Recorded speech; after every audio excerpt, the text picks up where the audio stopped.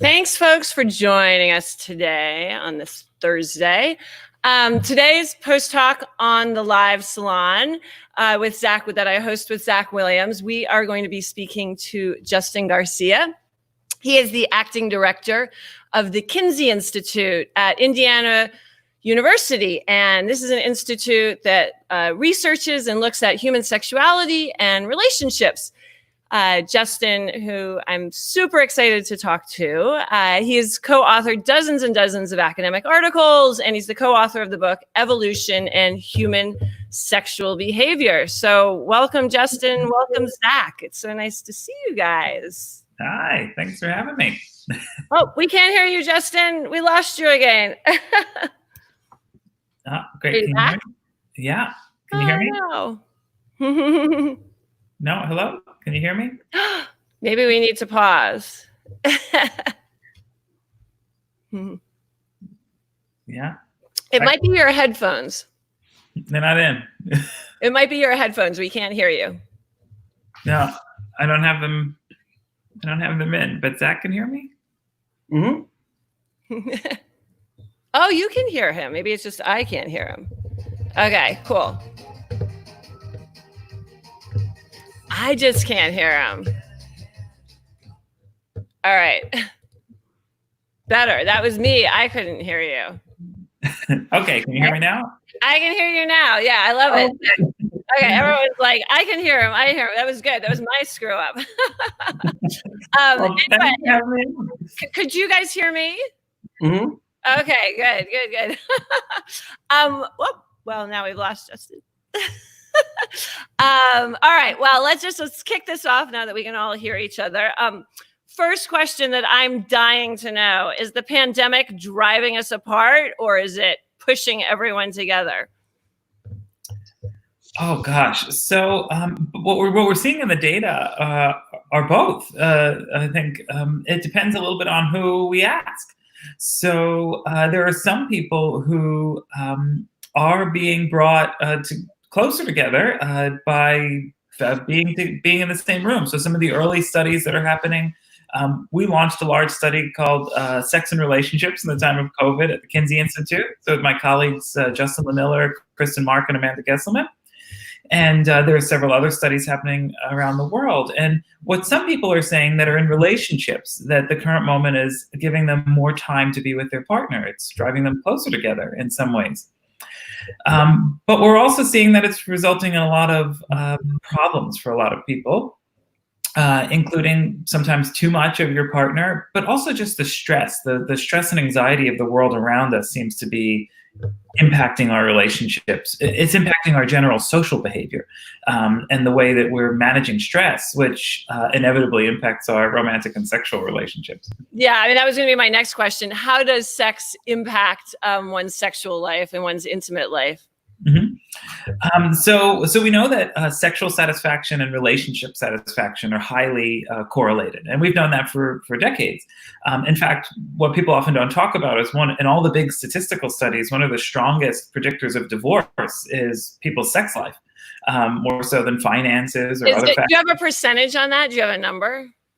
The study that I cite a lot is it rank orders them. So if you look at the rankings of what the most influential factors are, and sex comes up higher than, let's say, finances or in-laws or any of that kind of stuff.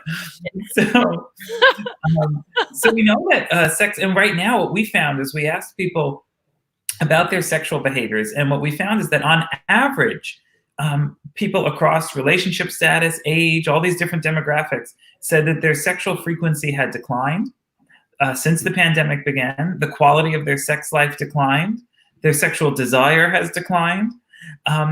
But here's the real interesting piece in a paper we have out now. So although sexual frequency is going down, we found that people are, on average, increasing their sexual repertoires. So although the amount of behavior that we're doing and the desire to do that behavior is down, people are trying new things. They're adding new behaviors to their repertoires. And so they're getting out of their comfort zones, maybe. Exactly. And the people who are adding the behaviors are the ones that are more likely to not have that precipitous decline in the quality of their life. Take note, everyone. That's an important takeaway. This is gonna. It's an opportunity, right? Right, an opportunity. I love it. What were you gonna say, Zach? Oh no, I was gonna say, were there some chief insights that came from the study that you found to be interesting, unusual, or unexpected? Yeah, I didn't expect this one, the increase in repertoires. And what we found in particular was a lot of people were turning to technology, to the role of technology in our intimate lives. So they were integrating things like sexting, or a lot of people found, what we found was a lot of people were doing things like talking to your partner about your fantasies. So those are things that can spill over into romantic and sexual relationships in the long term. So not just this pandemic moment, but actually it can be quite good for couples to sit down and talk about what they like and don't like, and fantasies and worst fears. So this time together, some people were pursuing that, which was interesting. Yeah. And so stemming from that, one of the things we talk about in the mental health advocacy community is how the pandemic impacts our perception of bias. Mm-hmm. And the big thing is how it impacts our perception of stigma, but also extending through that other types of biases. Do you feel that there's an impact on our relationship or bias associated with sex and the associated subjects? Oh yeah, I think in the general sense, we know that a lot of people are uncomfortable talking about sex, even to their own romantic partner. They're uncomfortable talking about it and thinking about it. And in the current moment, that's certainly the case. So when the pandemic first happened, there were all these questions of, all these couples, people are going to be at home together and they're going to just roll around in bed all day and all night. And I think there are a small subsample of people who are doing that. And there was a small subsample who did that the first weekend. And then a kind of reality set in. And you're absolutely right. I think it's similar issues around sexuality and mental health share a lot in that sense that we have all this stigma and everyone has thoughts about it, right? and what people should be doing that seem to be impacting our lives in all sorts of ways. Do you have any research from what people's sexual behavior was during like the first week? Because there's sort of a big difference between like being stuck in a hurricane together for a weekend, on a Caribbean island. And so that could be potentially sort of fun. And, maybe as a woman, you might find yourself pregnant 9 months later, but 3 months together is quite different. Right? Exactly. I love that you brought that up. So okay. It turns out demographers have asked that exact question. Okay. Things like natural disasters, are they associated with baby booms? Okay. I was kidding, people were asking, are we going to see a baby boom in 9 or 10 months? And it turns out that if there's small natural disasters, like a tropical storm or a hurricane warning, then you tend to see about 9-10 months later a baby boom. Okay. But big full-on hurricanes, not so much. You don't see it. And similarly, in terrorist events. So with the Oklahoma bombing in 1995, 9 to 10 months later, there was a baby boom, but there was not one after September 11th. And the idea is that these events, that the traumas tend to be more ongoing for several days, or they don't have a clear end. That's not, people probably aren't saying, let's shack up, let's think about lots of sex, let's start a family. But when there are small events and it can drive up a smaller fear response, then you could turn to your partner and say, oh my God, I'm so glad I'm alive. Oh, I'm so glad you're alive too. And da-da-da-da, 9 to 10 months later, you could see babies. Is that something to do with how one manages terror? Yes, actually, the framework is called terror management theory. This is great. And I swear I didn't prime Susan. And so I do my research. I try. I know. This is so good. I feel like I had them ready for you. Yeah. She really reads them, everyone, I swear.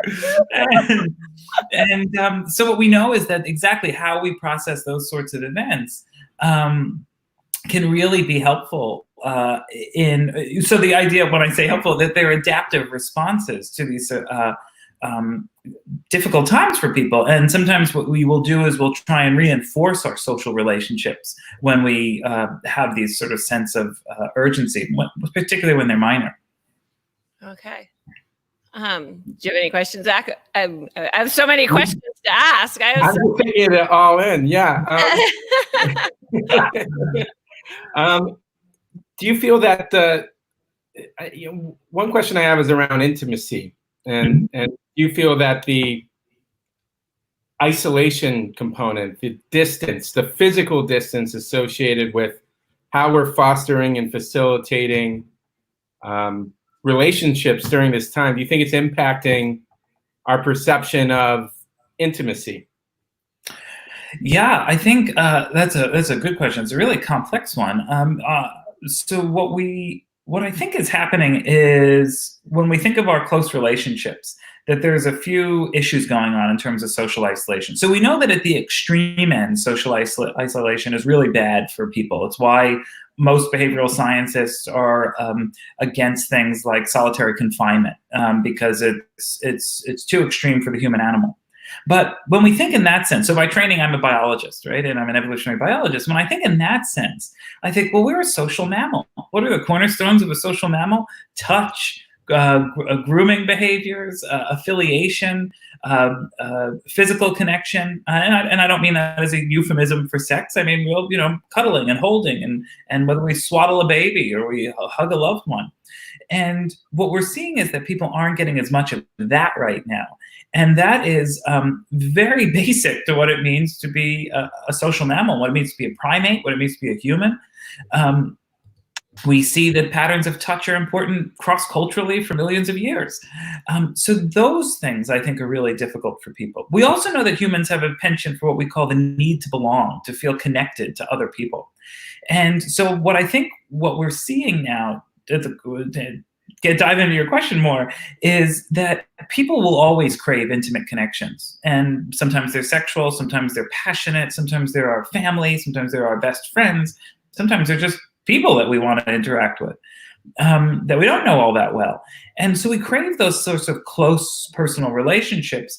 And in the absence of having them so much, we're going to find other ways to do it. So we're seeing more video chatting and texting and checking in on people. So in our study, we also found that 1 in 5 people have been in touch with an ex, with a former romantic partner.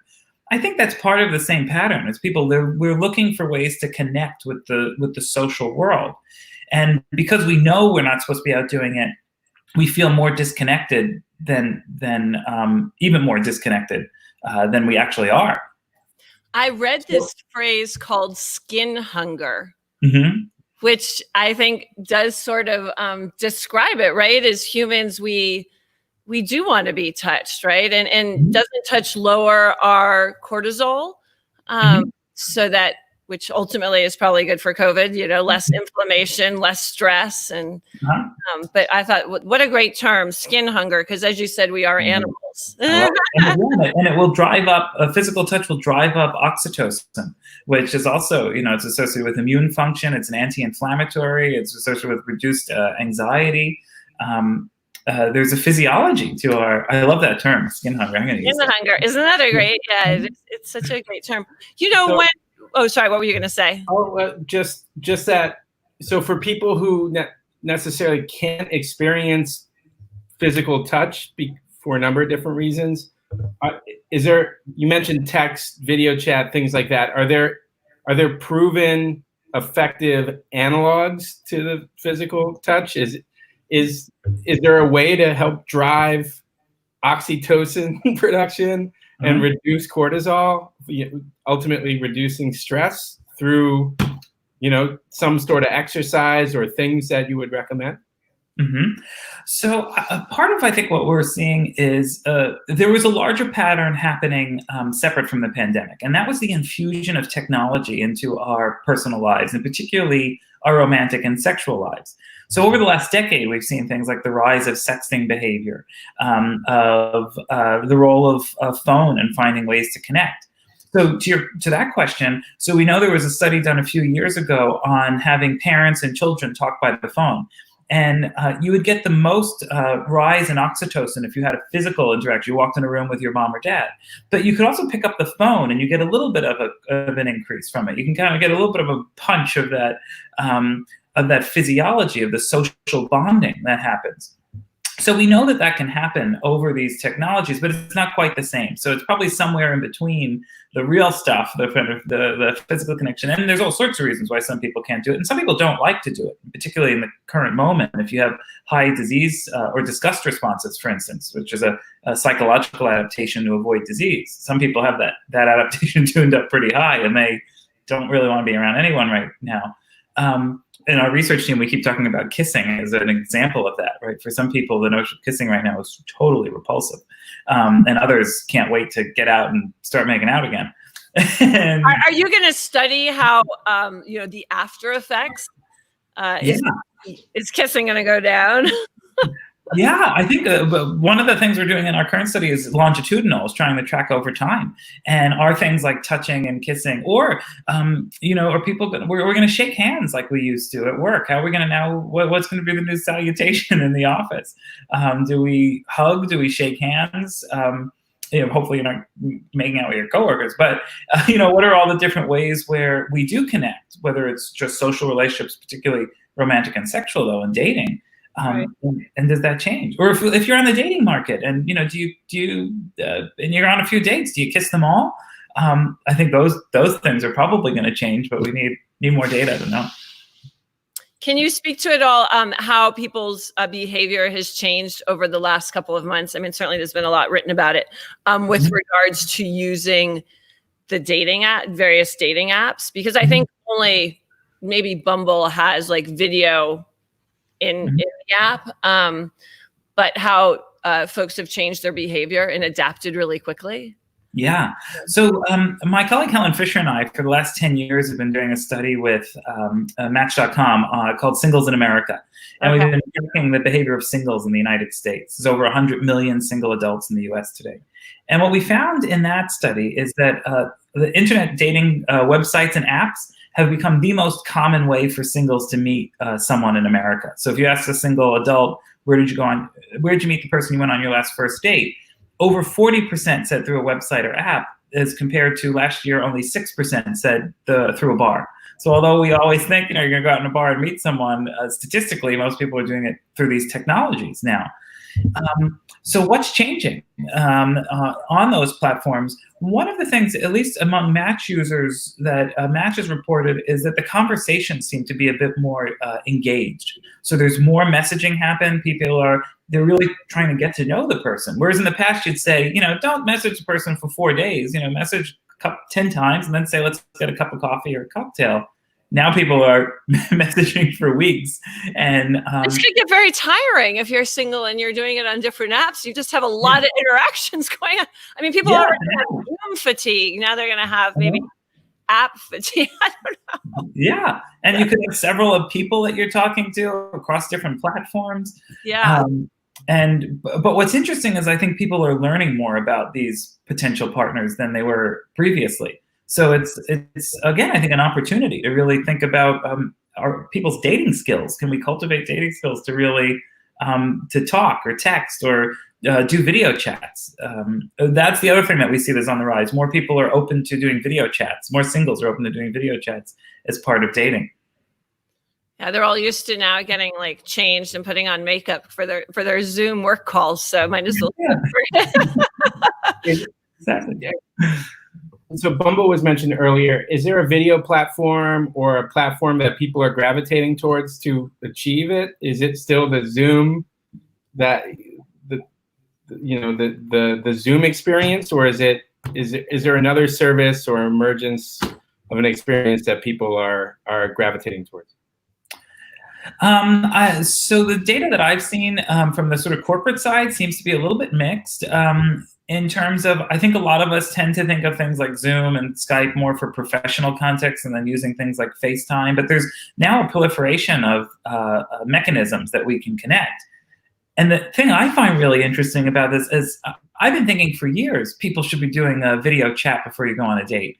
And the reason is that when we use online dating profiles, I'll put my biologist hat back on. When we use these online dating profiles, it's not what we've evolved over millions of years to do in courtship, right? So where you can hear someone's voice, you can see their body language, you can smell them, you can maybe taste them. Courtship invokes all the bodily senses. And we try to, and that's data, it's information. But on these platforms, it's removed. So I love the idea of going from text to phone to video chats, because it's more sensory information we can gain on someone. Yeah, we're maybe just not very good at doing online dates for ourselves, setting up our profiles. We haven't really nailed it, despite. Yeah, it's not what the brain is adapted to do, but we're learning, we're figuring it out. Yeah. So are we evolving the base system? Is video chat the new first base? I don't know. It's a good, yeah. In some ways, maybe. Sort of taking a step back to when we were all told that we were, going to have to stay at home. Mm-hmm. Everyone was wondering, what about sex? Can we still have sex? Can we still have casual relationships? What's going to happen to my relationship? And we were getting sort of mixed information from leaders. We're not in Africa, but I did read that the minister of the health minister of Nigeria said, that COVID was probably catchy from having sex. So there was a whole lot of flurry of press around that in Lagos in Nigeria. Dr. Oz said that we should definitely get to, having sex during lockdown. And then the New York City Health Department sent out a press release or something saying, that ourselves are the safest sex partner. What do we believe? And who should we listen to? It's very confusing for people, I think. Yeah. And I love that you brought this up, and you pulling all these pieces. Exactly. This is what we're trying to make sense of. What's the best advice right now when it comes to sexual behavior? And it turns out that just, let me see what time it is, about 12 hours ago, the Journal of the American Medical Association put out a new paper suggesting that the novel coronavirus can be transmitted through semen. So oh no, there's going to be a flurry of press on this now. Who heard it here first, from the scientific journal straight to here? Yeah, that's hot off the press. But now, if we've been watching over the last 2 months, we've been seeing these questions of, okay, it's in saliva, but maybe it's not aerosol. Okay, it's in saliva and it can transmit through the air. It's in stool and fecal matter. Oh, it's in gastrointestinal tract. So the academic literature, the sort of viral literature that's been happening on infectious disease, is telling us that it's highly contagious. So when it comes to sex, I think the question you asked is, should we be having sex, or is it okay? I think it depends on how we think about risk mitigation, and it's not entirely different how we think about having a partner who, maybe has another sexually transmitted infection. If you're living alone if you're living with a partner and you're both physically distancing and you're otherwise engaging in, you're sharing cups and the bed together, is your risk very much different if you're engaging in intercourse? Probably not. We could get down to the amount of how much fluids are being transmitted. Are you using condoms or not? Are you kissing on the mouth? But what everything we're learning in terms of transmission tells us, well, probably not all that much risk in terms of. Now, there's a whole other issue of whether you're really worried. You might have no desire to have sex with the person if you're really kind of concerned about disease and transmission. And maybe, what if I get you sick? What if you get me sick? There's all sorts of other psychological things. Total buzzkill, I think. Probably. Yeah. And I talked to a friend of mine recently who's a journalist, and she was saying that her and her boyfriend are living together, and she said, well, we just can't kiss on the mouth. We don't want to kiss on the mouth. And we go to do it, and we pull back. And I'm like, but you do all this other stuff. And they're like, yeah, but what if, my colleague Amanda keeps saying, I'm totally obsessed with kissing right now, is this concept of like the effects of transmission. I bring it up in every lab meeting. And, so we know that could be the case. So when we think of, okay, is it okay to have sex? Well, it depends on how you're managing your risk as a couple or as people who are living together. It doesn't necessarily seem much more risky than like sex behavior anyway. If you're in a couple with someone, and when you choose to use condoms or not, couples tend to, on average, stop using condoms about, I think, 6 weeks in is the average of a relationship. So condom sales have gone down, by the way. I'm sure you know that recently. Yeah. So how we make those decisions, there's a lot of factors involved.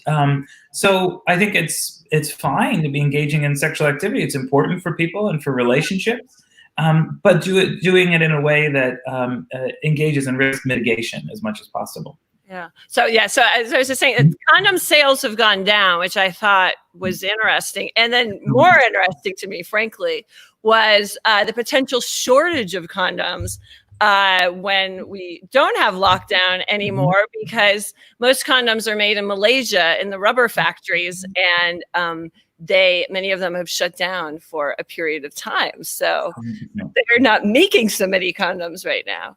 Yeah.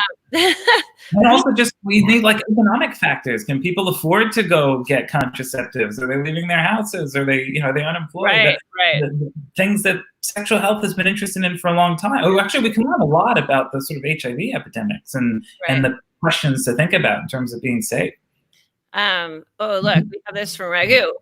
From any data surveys, are you seeing folks changing behavior and desire for what they are looking for in a partner, given the experience of the pandemic and isolation? So differences in preferences. People in hazmat suits have become very attractive suddenly, but so chic. It's the new look. We not in terms of the early data doesn't suggest. It's a very good question. The early data doesn't suggest shifts in things like partner preferences. But we do know that people's partner preferences from other literature, we know that people's partner preferences for both romantic partners and sometimes short-term sexual partners can respond to other environmental factors. So including things like financial situations. So, if you're unemployed now and, someone has income or stability might be more attractive to you. Those are the sort of combination of things we think about when we look for partners. That there's, in many ways, it sometimes can be tough to think of it this way, but our relationships are, it's a market. It's what we bring to the table and what we try and get from the table. And everything is now upside down now. What our resources are, what our health is, what our abilities are. So the things that we're all bringing to the mating market are a little bit different right now. So, Justin, let me ask you this. Or is it Dr. Garcia? Which do you prefer? Is there a sort of holy grail? If you had access, if resources were no restriction, if the data was readily available, what would be the holy grail of your type of research? Oh my gosh! First I want Susan's bookshelf and every reference I need, and so I think for us the real goal would be to track people, to be able to track people over time, to do longitudinal research, and what we're seeing. What's the longest research you've been doing? Match is quite long. It sounded like 10 years. Yeah, that's a 10-year study, although it's cross-sectional, so each year it's a different study. We take a snapshot of America. But longitudinal research is, it's tough to do though. It's expensive. You have to try and keep participants in the study. So in our first T1, what we call time one, for our Kinsey Institute study on sex and relationships in the time of COVID, we have several thousand participants. And we asked them, would you like to stay involved and do T2 2 weeks later, and then T3, which is another 2 weeks later, 4 weeks later. And what we're seeing is an unusually high rate of people staying in the study. So normally you have really high drop-offs. So you have to do a big net at the beginning to try and have enough people that stay through all your time points.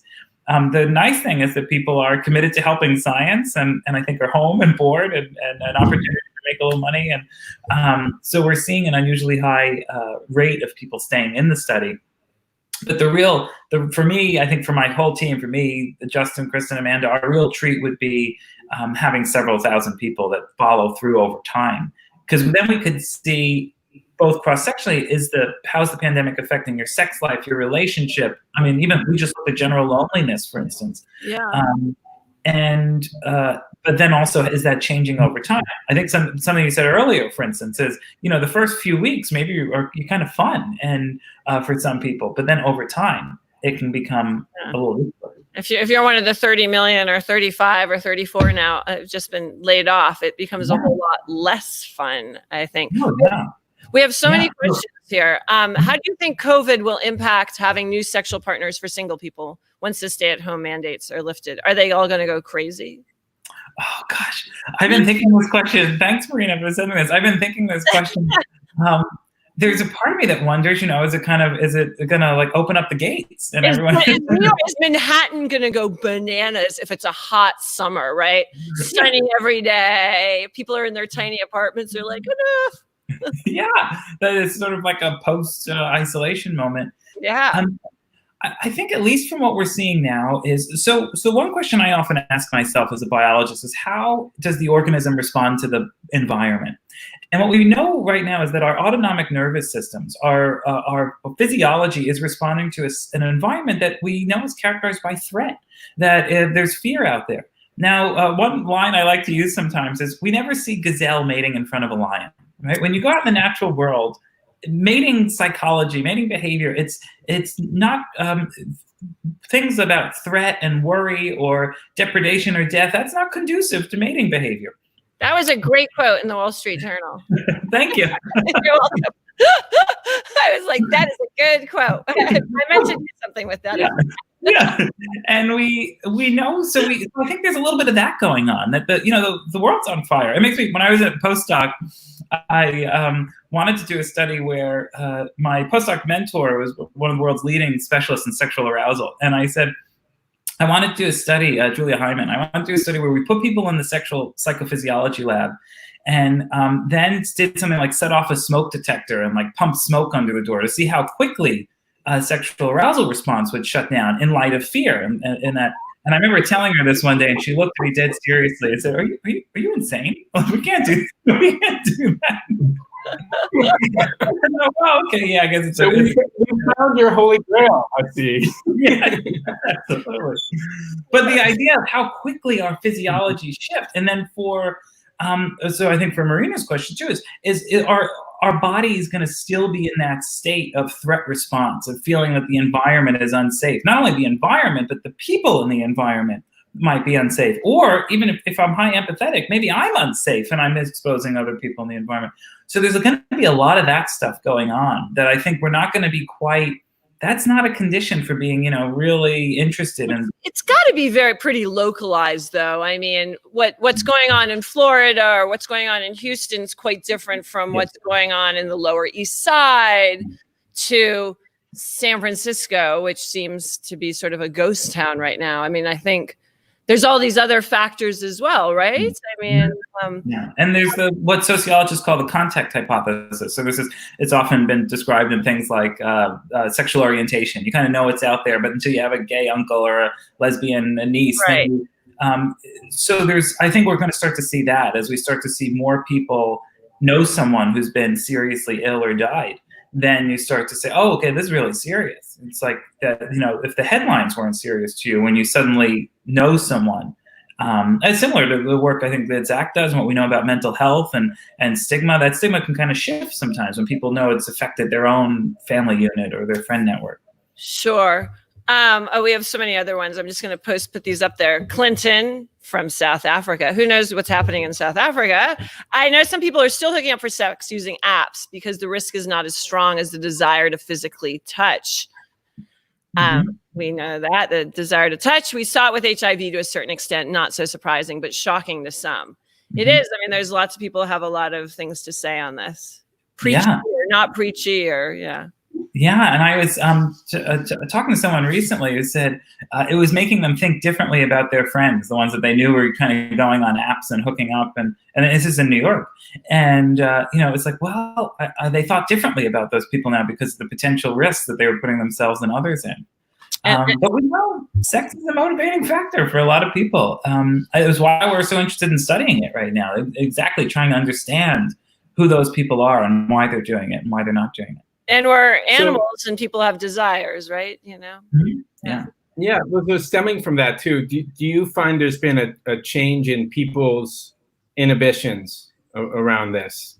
It could relate to sexual behavior. It could relate to other type of behavior, whether it's acting out, drug and alcohol use, things like that. You feel that people are seeking to engage in activity orthogonal to say, sexual activity? We have, at least in our data, or the data sets I've seen so far, we don't know. I think that's a really good prediction. I'm looking at Susan because I feel like this is the kind of factoid you would know. I feel like you know something. I'm looking at something else. Yeah, I mean, I'm looking at... Like, I know she's got something. She's got a factoid in there. And there have been some suggestions that things like alcohol and drug use might be on the rise. But in terms of sexual risk taking, I think similar to what Clinton's saying is, that we would characterize that as sexual risk taking. But do we? I don't know. It's a really good question, Zach. And we got to add that. I don't have a factoid. But what I was thinking about, because I'd never seen this term before, and I'm looking for it because I'm concerned I'm going to mispronounce it. But I love it. Teledildonic devices. Oh, I wrote this. Okay, so teledildonic devices are finally having their day in the spotlight, is what I wrote. So basically, sex toys.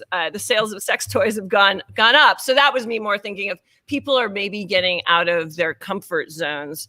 Can you tell us what teledildonic devices are? It's such a great word. It's a great word. So teledildonics are a particular type of sex toy that people maybe have seen in news, maybe you've used, maybe you've seen in the news or in a movie or Wired magazine. Yeah. Yeah.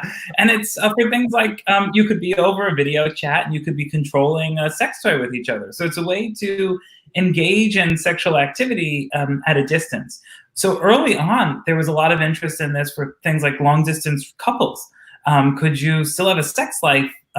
Could you still in some ways get closer to what Zach was asking me before? Could you get closer to this sort of touch and connection in the absence of really being able to do it by having things that you have a device that lets you connect, and maybe you do it over also having a video chat or a phone conversation. Something like teledildonics, like one example would be a sex toy that maybe I was controlling and my partner on the screen was using, and I could control the speed or the intensity. And there has been a rise of them. So as the person has asked, it's having their day in the light. There has been overall a rise of some of these technologies, and I think now people are looking to them. And what we found in our study was precisely that people were integrating more things like technology, and particularly things that are tied to mobile technology into their sexual lives. So when we asked about the increase of repertoires, I think we asked about 50 different behaviors, ranging from taking a bath together to just trying new sexual positions, which is one of the most common. And things like integrating technologies. I mean, even things like sexting right now, I think is really interesting, is having renewed conversations. Do either of you guys know if any of the online dating apps have invested in teledildonic companies that make those? Not that I know of. Not offhand, no. Seems like a good business question. It seems like something maybe that they would be interested in investing in now. Like I do know that Jasmine, which is the company that owns Live Jasmine, which is the largest webcamming company in the world. I believe it's the largest company in the world, if not one of the largest.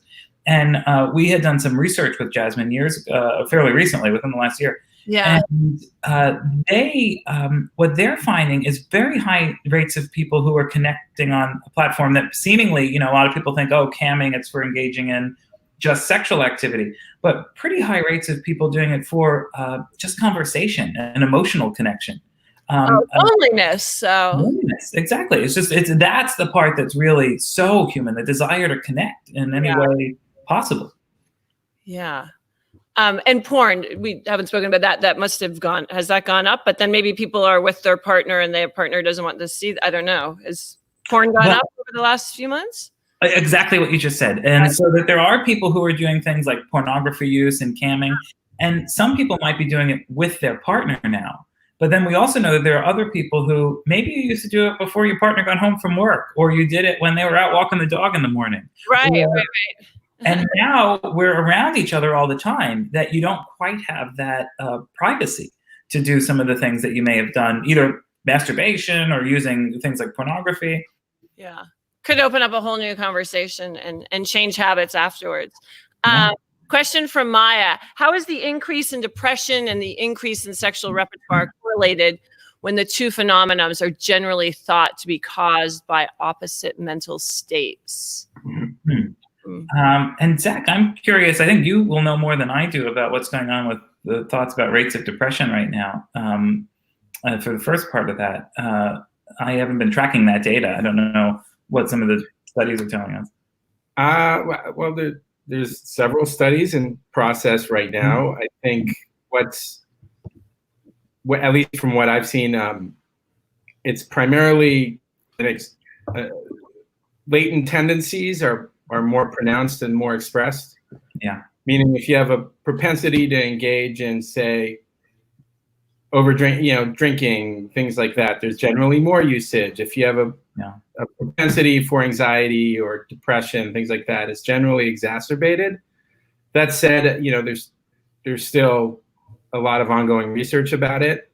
I'd say it probably, if I could make a best guess based upon what I've seen, it seems to magnify existing behavior relating to mental health and the like. And so I'm still seeking additional research around it. Yeah, I think it can be so important. And I think to Maya's question on the repertoires and the depression, as you were talking, I was thinking a little bit in some of our data, what we found is that those, remembering to get this right, those that were slightly higher in loneliness and in depression using a non-clinical measure were actually engaging in more behaviors.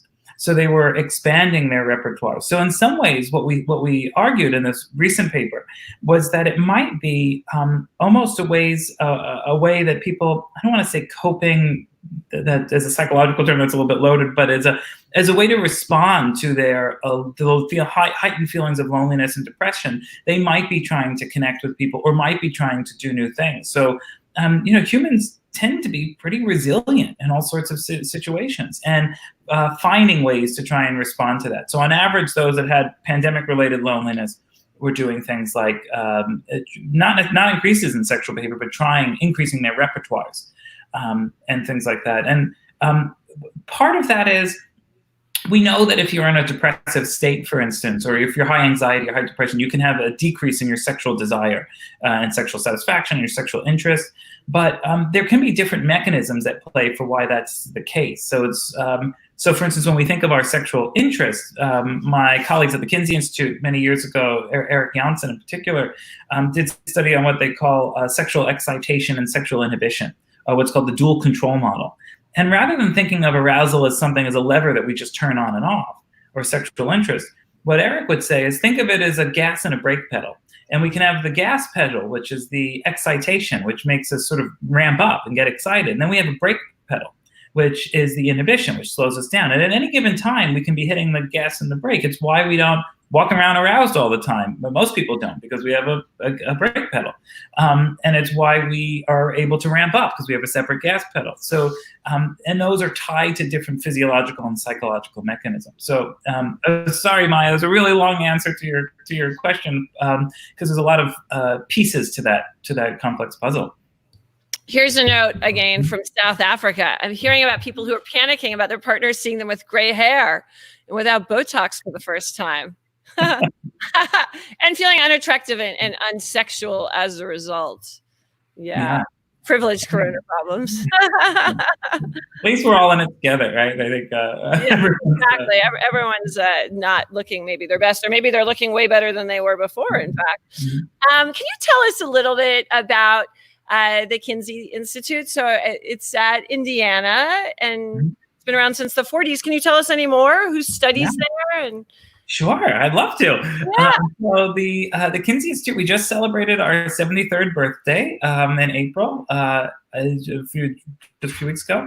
So the Kinsey Institute is the world's premier sex research institute. It's one of the largest and the oldest interdisciplinary research centers focused on the study of human sexuality. Alfred Kinsey himself was a zoology professor at IU. He initially studied gall wasps. He was a zoologist, and then he applied that same almost obsessive pattern to documenting human sexual behavior. And his most influential collaborative books was the 1948 book, Human Behavior in the Sexual Male, which people celebrated And then 5 years later, in 1953, Sexual Behavior of the Human Female, which people burned. And the difference was he went from talking about the sex behavior of men and boys brothers and dads, and that people were interested in that. But then when he started to talk about the sexual behavior of everyone's mothers and daughters and sisters, all of a sudden it became really problematic, right? In terms of the stigma associated with sex that was gendered. And think of the time as well, right? Post-Second World War, pretty conservative time. Yeah, and then the Institute also, what Kinsey did at the time was he started a collection, a sex collection of materials. It was really meant to document human sexual history. And the collection today is the largest research collection of erotic material in the world. I say the largest research collection. Arguably, there's some places that might have more, like art, for instance, like maybe the Vatican might have more erotic materials. Yeah. So there are places that, but we're really unique in terms of being a research center that has this over 500,000 items in our collection, and a library and special collection, art, artifacts, manuscripts, archives, and then our research faculty are scientists. And they span disciplines. So we've got biologists, neuroscientists, psychologists, sociologists working on different aspects of people's sexual lives and relationships. And today, the Kinsey Institute does a lot more work on sexuality and the relationship context of sex. So whether you're looking at monogamy or non-monogamy or infidelity or hookups or long-term relationships, how we think of the relational context of sex is one of the current themes at the Institute. For those folks who aren't near Indiana, can you tell us, speak to a little bit the continuing education initiative around Kinsey?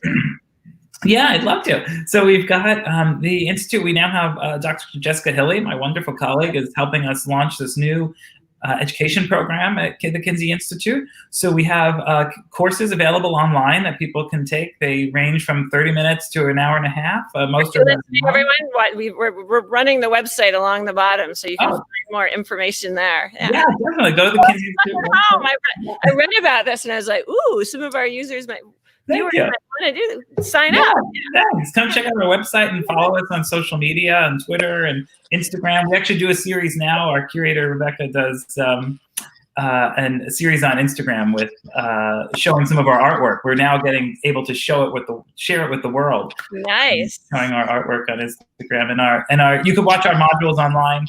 And if you're a psychologist or a counselor, we're accredited by the American Psychological Association. That's great. And is there courses there, information in terms of what's going on right now? I mean, I'm sure for psychiatrists and psychologists, that's very acute. Mm-hmm. So we haven't. So they take a little bit of time to produce. So we have to create some new ones for the current moment. That quickly. Well, we're allowed back in the office, and Zach's spinning around on it. I know. I put him on mute. Sorry, I'm using my phone. I lost internet whenever it's hot. Sorry about that. It's so live here. It's super. I love it. Yeah. But some of the modules are very much related to the current moment in current terms of thinking about. We have one on couples and health, for instance, the effects of relationships on physical and psychological health, and we've got the other thing, the sadder, disturbing part of relationships right now is that domestic violence centers. We haven't spoken of that, or sex workers as well. I was also thinking. Yeah, reporting higher rates of sexual violence. So at the Kinsey Institute, we have a sexual assault research initiative directed by Zoe Peterson, one of the world's authorities on sexual aggression, and she's doing a new study now. Looking at those sorts of issues of domestic violence. And so it's a remarkable place because we've got really talented faculty and staff working on all these different topics. It's great because you can run up and down the hall, and I know that there's always an expert somewhere that has an answer to my weirdest question, which is a really unique place to be. It sounds like a great place to work. You're very fortunate, and I'm sure they're very fortunate to have you. Thank you so much. Do you have any other questions, Zach? Justin, having met you at Indiana University and got to know you, it's just I'm so happy that you could join us today. Thank you. Yeah, great. Thanks so much for having me on. This was so fun, and I encourage folks to follow us, the Kinsey Institute, and be in touch if you have questions or want to participate in studies. And thanks, Susan and Zach, for having me on. It's been so fun. Thank you so much. No, it was so great. Thank you. Thank you. Yeah, we're going to finish it.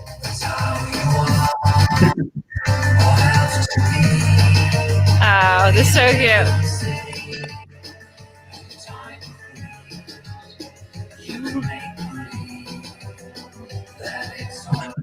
cute.